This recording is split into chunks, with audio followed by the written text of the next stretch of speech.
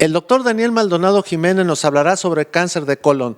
Quédate con nosotros, esto es Detrás del Médico.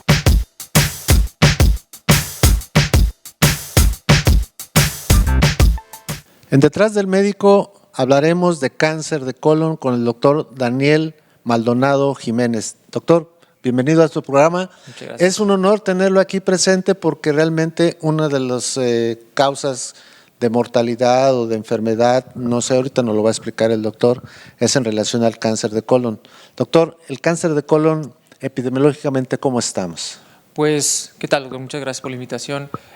Cáncer de colon sigue siendo un problema de salud pública porque sigue siendo uno de los principales tumores diagnosticados en el mundo y también aquí en nuestro país. Más o menos en estadística, la última información que sacó la Organización Mundial de la Salud, el cáncer de colon estaba más o menos, o bueno, más bien en el tercer lugar de incidencia y en el segundo lugar de mortalidad en todo el mundo. Esto quiere decir que es de los tumores, está en el top 3 de los tumores más diagnosticados y en el top 2 de los tumores más mortales en el mundo, ¿no? En México no cambia mucho, quizás un lugar abajo de incidencia y de mortalidad también, quizás sea el cuarto en incidencia, tercero en mortalidad, y pues sí es un problema de salud porque es muy común y muy mortal también. Ahora, más o menos en cuanto a los factores de riesgo, ¿es más común en hombres, en mujeres? ¿Cómo está lo del cáncer de...? Sí, pues para hablar de diferencias de género realmente no hay mucha, de hecho es casi 1 a 1 la incidencia en cáncer de colon. Lo que sí es cierto es que la obesidad va a ser un factor de riesgo determinante. Eso junto con la edad y junto con un antecedente o antecedentes que hayan tenido en familia con cáncer de colon. Entonces, quizás si tenemos que hablar quién es más común, los hombres pudieran tener un poquito más de incidencia, pero no es tan importante. Ahora, ¿cómo se desarrolla la enfermedad para poder, o cuáles son los síntomas en los cuales nuestro público tiene que estar muy atento? Ya, sí, pues normalmente, y esto es algo pues en teoría, ¿no?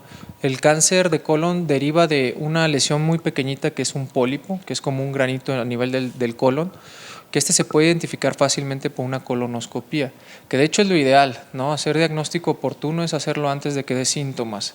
Pero si hubiera algún síntoma que pudiera hacernos pensar de cáncer de colon, siempre va a ser algo de pérdida de peso importante, más de 5 kilos en un mes.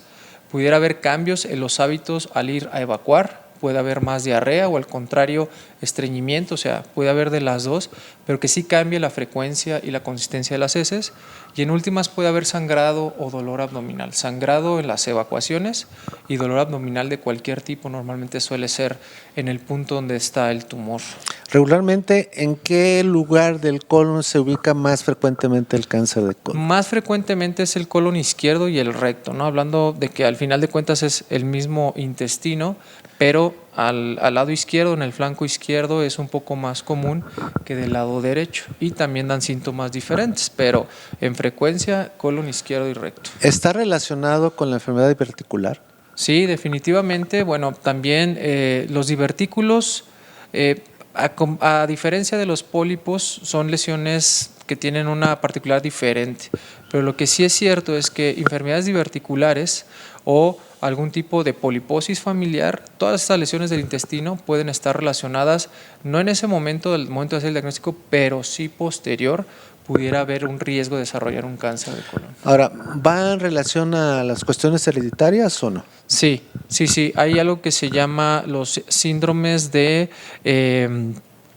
polipósicos intestinales o no polipósicos familiares, que al final de cuentas son estas lesiones que les comentaba que son como pequeños granitos a nivel del colon y que muchas veces puede estar asociado a un gen o varios genes, ¿no? Que al momento de estar mutados a esta familia o esta descendencia va a tener un riesgo mayor de desarrollar cáncer de colon. Ahora, para que nuestro público lo entienda, realmente ya hablamos sobre la incidencia, las posibilidades de que un paciente puede tener cáncer de colon, que es más frecuentemente en los hombres. Antes de seguir y darle algunos consejos con respecto al cáncer de colon, no olviden suscribirse a nuestro canal, darle a la campanita y sus comentarios son importantes. Muchas gracias, doctor. Ahora vamos a preguntar algo que llama la atención y usted lo comentó al principio, la colonoscopía. ¿Cuáles son las recomendaciones para que un paciente se tenga que hacer una colonoscopía? ¿Ya es como parte de una de un armamentario normal, anual, que se tiene que hacer un médico, y a qué edad se debe de recomendarlo? Sí, definitivamente de las pocas estudios, no de escrutinio, que es el nombre propio de que dan estos estudios, que son precisamente para diagnosticar antes de que haya una enfermedad avanzada. Uno de ellos es la colonoscopía, igual que la mamografía y el antígeno en los hombres prostático, ¿no? Y la colonoscopía a partir de los 50 años en cualquier paciente se debería de realizar por lo menos una cada 5 años, ¿no? Esa es la recomendación general. Sin embargo, cuando tenemos el antecedente de un familiar con cáncer, la recomendación general es empezar unos 10 años antes. Si son 50 años, a los 40 años tendríamos que empezar. Si a mi familiar le hicieron un diagnóstico a los 55, a los 45.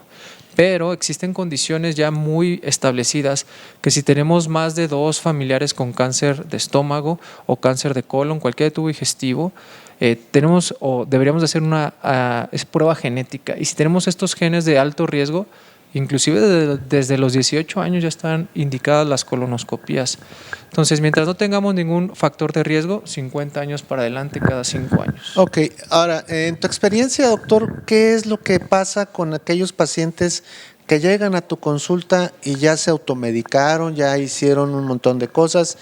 ¿Qué tan porcentaje de los pacientes que tú ves en la consulta son pacientes que ya utilizaron suplementos alimenticios? No, muchísimos, prácticamente, digo, no quiero decir que todos, pero un 90% ha consultado a otro tipo de médicos, ¿no? Les han dado alguna recomendación acerca de salud y que realmente más que ayudar esto puede retrasarnos la atención y la propia inicio del tratamiento, ¿no? Algo que pasa mucho es que, no sé, cuando ya tenemos síntomas de tipo diarrea, estreñimiento, dolor, tomamos cualquier remedio casero o cualquier recomendación que nos puedan dar y puede que nos mitigue un poquito el problema, pero eso nos retrasa también el diagnóstico y a la larga un diagnóstico que se hace tarde, pues también nos va a traer complicaciones, inclusive enfermedades incurables. Entonces, en esto de las enfermedades incurables que comentas, al igual que la enfermedad de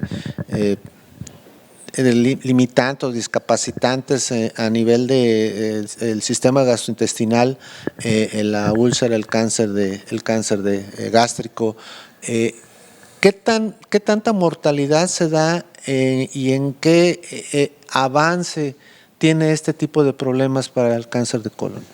La mortalidad, ya cuando hablamos de una enfermedad metastásica, a cualquier tipo, la mortalidad es casi el 100%, prácticamente es el 100%. Ahora, si bien es cierto, hasta hace algunos 20, 25 años, este pronóstico en cuanto a esperanza de vida era muy pobre, 8 a 10 meses más o menos de sobrevida, una enfermedad incurable.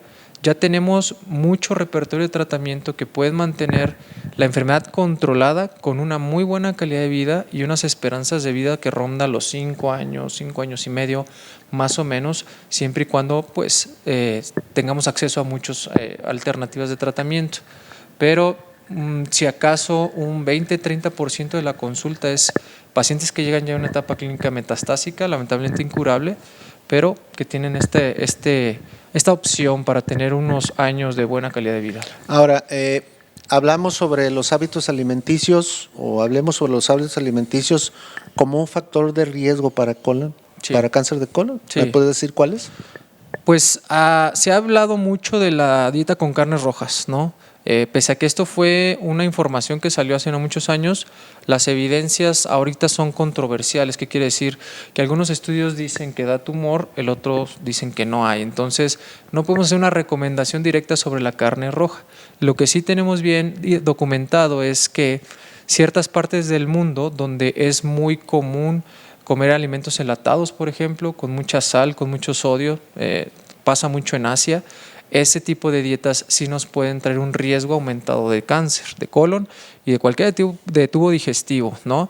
Y además de esto, relacionado a la alimentación es el sobrepeso, ¿no? Cualquier paciente que tenga sobrepeso también tiene un riesgo más elevado de cáncer de colon. ¿Pacientes diabéticos? Diabéticos, no es que la diabetes en sí nos dé el riesgo, pero sí la diabetes está relacionada a una sobrepeso, definitivamente sí nos puede dar un riesgo elevado de cáncer de colon. Algo más antes de despedirnos del programa, de este tema, algo más que quede por ahí para que nuestro público claro. les des alguna recomendación, qué hacer, cómo manejarse en este aspecto. Pues realmente la recomendación sería estar muy atentos, ¿no? Y a cualquier indicio de una pérdida de peso importante, que el estreñimiento que se tenga sea más prolongado o más intenso, que antes busquen la atención médica, ¿no? Sí conviene mucho, aunque a veces las pruebas salgan negativas, ojalá y siempre salgan negativas, lo importante es buscar la atención pronta para tener un mejor pronóstico en general. Entonces, antes de que el paciente vaya a un laboratorio a hacerse exámenes o a alguna recomendación de alguna toma de algún medicamento o de algún suplemento alimenticio, debe de acudir con un especialista, en este caso, ante esa duda y con esos antecedentes que ya el doctor ya ha comentado. ¿Dónde te podemos localizar, doctor? Bueno, yo tengo mi consultorio privado en la colonia Providencia, en la calle José María Heredia. Entonces, también tengo mis redes sociales, me pueden buscar como Dr. Daniel Onco y ahí podemos tener cualquier tipo de plática, ahí tienen mis números, mis redes sociales para que se puedan comunicar. Bueno, hay que suscribirse, hay que dar sus opiniones, son importantes. Si hay algo que haya que comentar, pues ya las redes sociales del doctor. Esto fue Detrás del Médico, nos vemos en la próxima para todos ustedes. Muchas gracias.